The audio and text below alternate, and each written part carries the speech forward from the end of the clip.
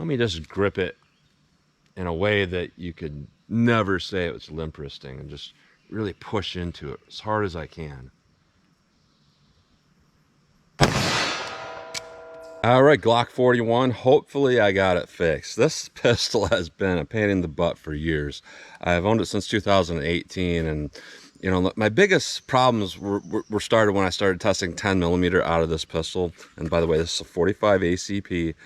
A lot of people think this is actually a Glock 21 and 45 auto, or they think that it's a Glock 20 and 10mm. When it's the Glock 41 and 45 ACP. What makes it different than a 21 is instead of like the 4.7 inch barrel, it has a 5.3 inch barrel, and it is a thin slide. You know, most Glocks are very thick.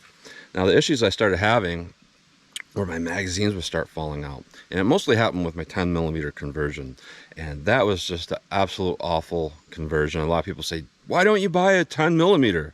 Well, how about you hand over $700 or whatever it costs to get one? I'm trying my best to do these videos, and it's expensive to do the ammo all the time, and upgrading sometimes is very difficult.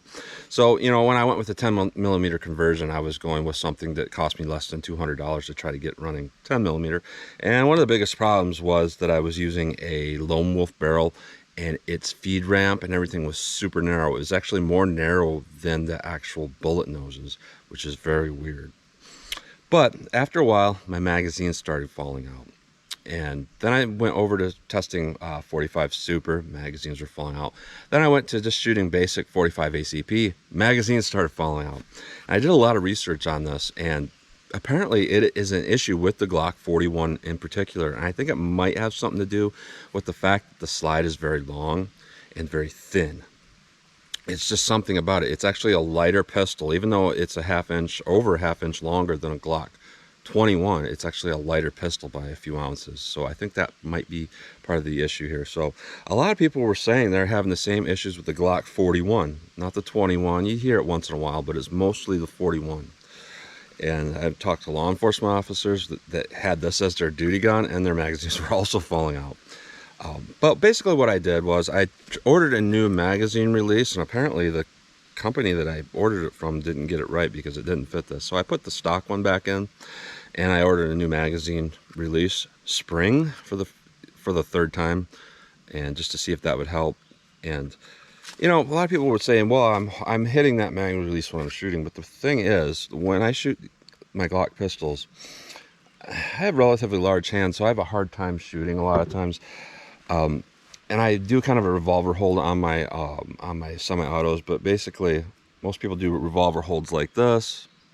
And when I do it, I can't even hit the trigger. So what I've done is I've modified my revolver holds to being kind of up like this, sort of like a 1911 hold. And I've transitioned that over to when I shoot Glocks or any other semi-auto. So when you see how I hold this, and this is where the magazine release position is, I'm not going to hit that magazine under any circumstance whatsoever. So I have never been hitting that magazine under recoil when I'm shooting.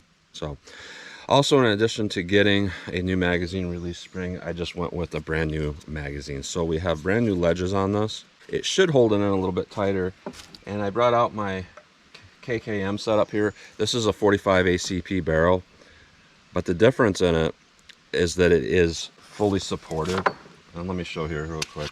45 ACP, 45 ACP. And you might not be able to see it on camera here, but on the Glock barrel, there's a little bit of relieving around the case at the bottom of that chamber so that the rounds will feed easily without jamming. With our KKM barrel, it's a match barrel too, it is completely supported all the way around that case versus the Glock barrel. And why that's important is because I wanted to start testing 45 Super.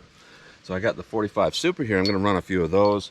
And with that, I use a 22-pound NDZ spring just to have a little bit more spring pressure when shooting those hotter cartridges. I'm going to run some rounds at my steel from about 25 yards up there and see if the mag drops.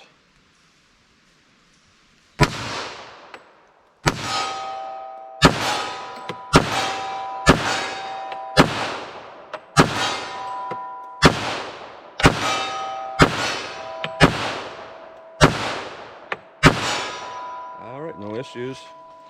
So now what I want to do is test some 45 Super. So I'm just going to pop out this barrel I tried to limp wrist guns over the years, and the reason why I know I'm not limp wristing this when it's jamming on 45 ACP is because I used to own a Glock 36 in 45 ACP, which is I believe it's 3.6 or 3.7 inch barrel, has the same slide width as this. It's significantly lighter than this. I believe this is somewhere around 33, 34 ounces. That gun was something like 20, 23 ounces, something like that. It was very, very light. And I never jammed it. I never got to jam. I used to shoot all the time, just kind of plinking around, doing stuff like this, and I would never jam. And then I had my girlfriend shoot that gun, and she's 4'10", 100 pounds, and every single shot, boom, jam. I'm like, how is that jamming? And then I would shoot the gun, and I couldn't get it to jam. I would try to hold it as limp as possible, like this, and I couldn't get it to jam. I give it back to her. She'd hold it as tight as possible. It would jam. And the reason for that is the way limp wristing and stuff like that happens is it has a lot to do with your bone structure. So being 6 foot and 250 pounds and having pretty good bone structure, I had an issue with that happening because when a pistol cycles, basically it goes all the way to the rear and it stops and it moves forward. And a lot of times if somebody's limp wristing it so bad that the pistol's coming back while the muzzle's rising up and to the side, it's gonna cause that. But if you're of any good size, it doesn't really matter what you do. You just sit there and you hold it super limp. It's gonna bounce off your bone structure no matter what you do. I'm gonna run these 45 plus Ps now, and I'm gonna limp wrist this thing and see what happens. And that is a limp wrist jam. That's the typical thing that you would see. So I did get it to limp wrist. I'll try to see if I can get it to limp wrist again by just holding it like this.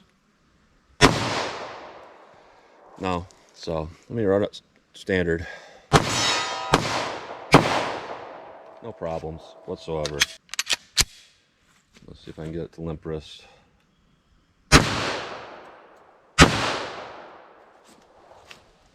I got it to limp wrist.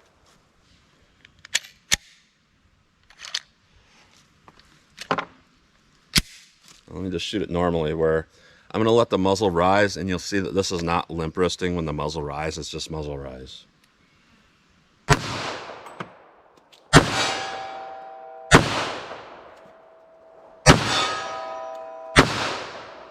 we're out of ammo. So basically if the pistol bounces off your wrist, it's going to cycle the gun. It's only when you're really pulling it back and there's enough loss of inertia. And so I just kind of wanted to prove that point, that it's not me limp wristing when I had those jams. I think 100% of it is that the magazine release spring and mostly the ledges on the magazines were bad, because when I bought this pistol, I bought it used. There were several trade-ins, and it's a Moss version, MOS, and I got it for like 500 or less, which at the time was a pretty good deal because it looked like it had never been fired. So I think that all the magazines on it were worn down, and then it was traded in, not being quite right. So got my Glock pistol running, I believe, 100%. So I'm going to do some more videos, 45 Super, 45 ACP, and hopefully people will kind of shut up about the limp wristing thing because it's kind of silly. So that's what you get today. Glock seems to run all right. So as always, comment, share, and like, and thanks for watching.